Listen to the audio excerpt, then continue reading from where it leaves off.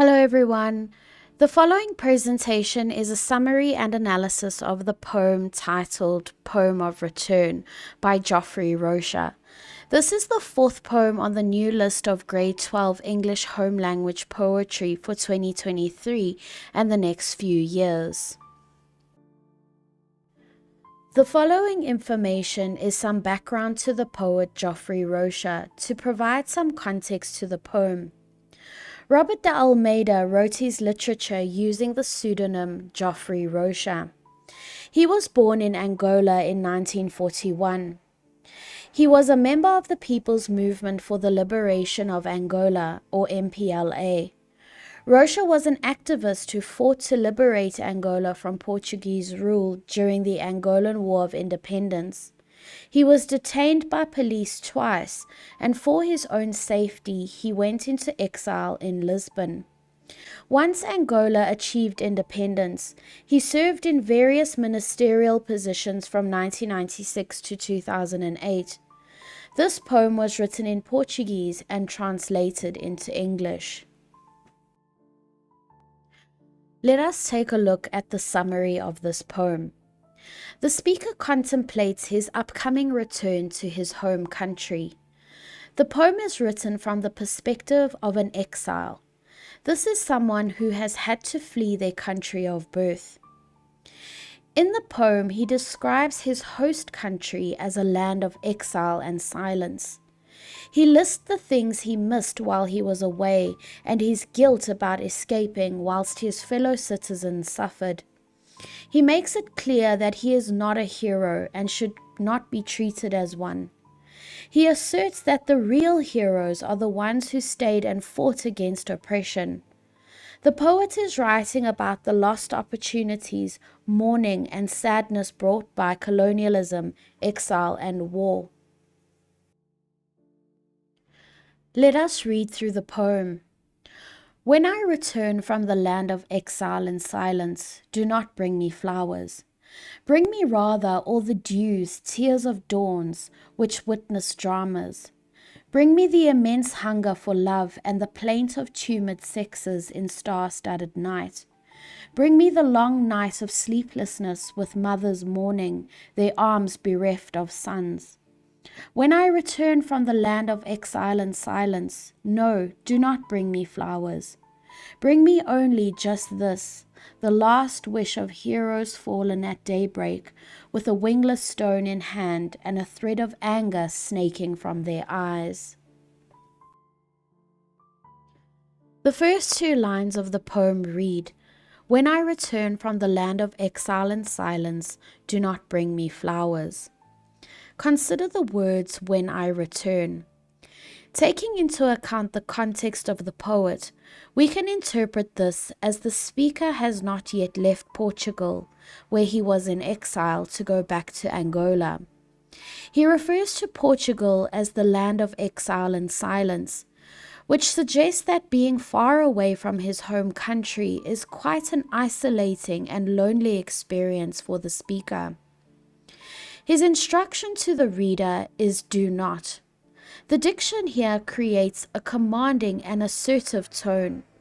The instruction is not to bring him flowers. Flowers are generally associated with celebration, and in this instance, he does not see himself as a hero deserving of any sort of praise or celebration.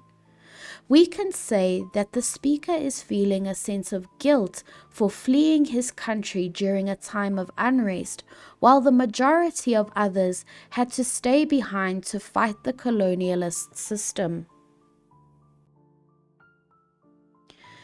You will notice that the rest of the poem lists all the things the poet has missed about home and what he would rather have than flowers.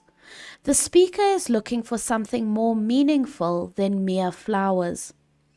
In line 3, rather than flowers, the speaker requests, bring me rather all the dews. In nature, dew refers to tiny drops of water that form on cool surfaces at night.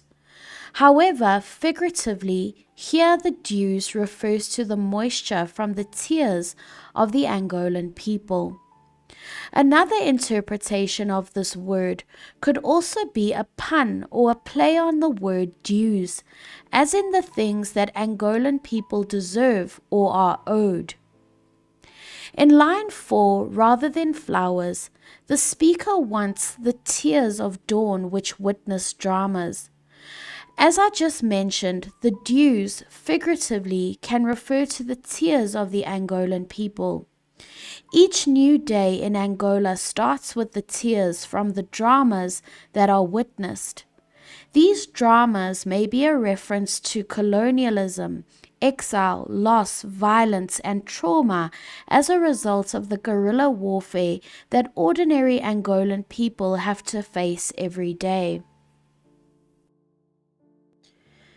In lines 5 and 6, rather than flowers, the speaker requests the immense hunger for love and the plaint of tumid sexes in star-studded night. Note the repetition of the instruction, bring me. A repetition of a set of words in poetry is called anaphora. The speaker requests that he is brought the immense hunger for love. Rather than flowers, the speaker wants the human connection he has missed. This could be, perhaps, love from friends, family, and his longing for his home country.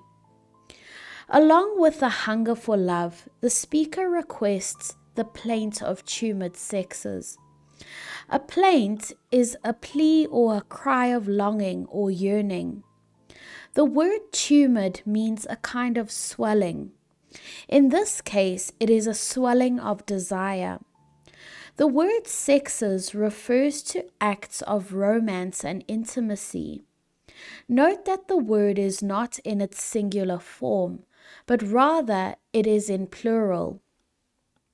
We can interpret this as a reference to the many people who are able to be intimate and make love in a star-studded night.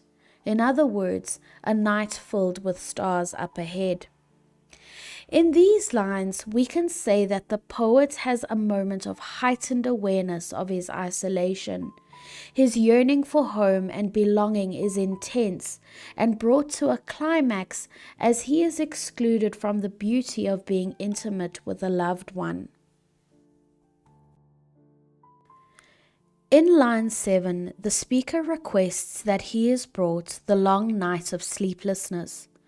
The idea that the night is described as long could be a reference to how the pain and anguish of the guerrilla warfare in Angola has continued for an extended period of time. Not only is the night long, but it is also filled with sleeplessness. Not being able to sleep is sometimes associated with a worried mind, and in this case, people are worried about the safety of their loved ones in this time of war and unrest. These long nights of sleeplessness are filled with mothers mourning. Many mothers would be grieving for their sons who are at war, in prison, or in exile. These mothers' arms are described as bereft of sons. The word bereft means deprived or lacking of something. In this case, mothers have been deprived or robbed of their sons due to the war and political unrest. What we can deduce from the speaker is that rather than receiving flowers upon his return from exile in Portugal to Angola, he would rather want to connect with and understand those who have suffered because of the conflict. Lines 9 to 11 read, "When I return from the land of exile and silence, no, do not bring me flowers. Bring me only just this." Note the double negative in the beginning of line 10. This double negative is a wholehearted emphasis on how the speaker does not feel deserving of flowers, celebration, or the title of a hero upon his return. This diction creates an authoritative, forceful tone. Note the anaphora, the repetition of the command, bring me. The speaker requests only just this. There is redundancy here, meaning the unnecessary use of words. The words only just could have been left out. However, this redundancy emphasizes his insistence of wanting only one thing. Take note that lines 9 and 10 are a repetition of the first two lines of the poem. We can say that this emphasizes that the poet's return to Angola is not something to be celebrated. Being away in exile was possibly not a pleasant personal experience for the speaker. However, he does acknowledge that his hardship is nothing like those people who were left behind in Angola. We can assume that the reason why he does not want flowers and a celebration upon his return is because he feels a sense of guilt at being able to escape the war and political unrest. Because of his feelings of guilt, he only feels the need to acknowledge the people left behind's pain and hardship. In the last three lines of the poem, the speaker has requested the last wish of heroes fallen at daybreak with a wingless stone in hand and a thread of anger snaking from their eyes. The last wish of heroes fallen was most probably to see a changed and free country. The heroes fallen refers to those who died fighting in the Angolan War for a better future. These heroes are described as fallen at daybreak. Daybreak, or the early morning sunrise, could symbolize a new beginning.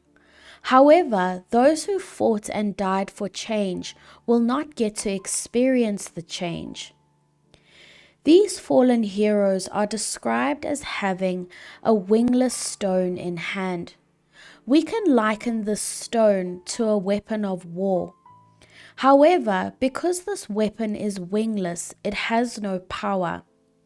In the context of the history of Angola, there was support for the guerrillas from Cuba and Russia, which resulted in Angolan soldiers being largely under-resourced.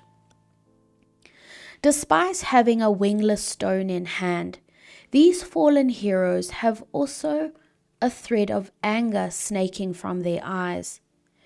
Even though their anger is merely a thread and might seem weak, their anger turns into a snake. We can associate an angry snake with danger and purpose. This will be an eventual demand for justice and freedom. Their anger will snake from their eyes, possibly suggesting at the moment it only reflects a small part of the anger these fallen heroes truly feel. The speaker does not want flowers when he returns to Angola, but rather what the soldiers and the oppressed were fighting for. The fallen soldiers' sacrifices need to be acknowledged and remembered, because unlike the speaker, they are not able to return home. This is a poignant poem about the return from exile, and what should be celebrated is rather sadness and mourning.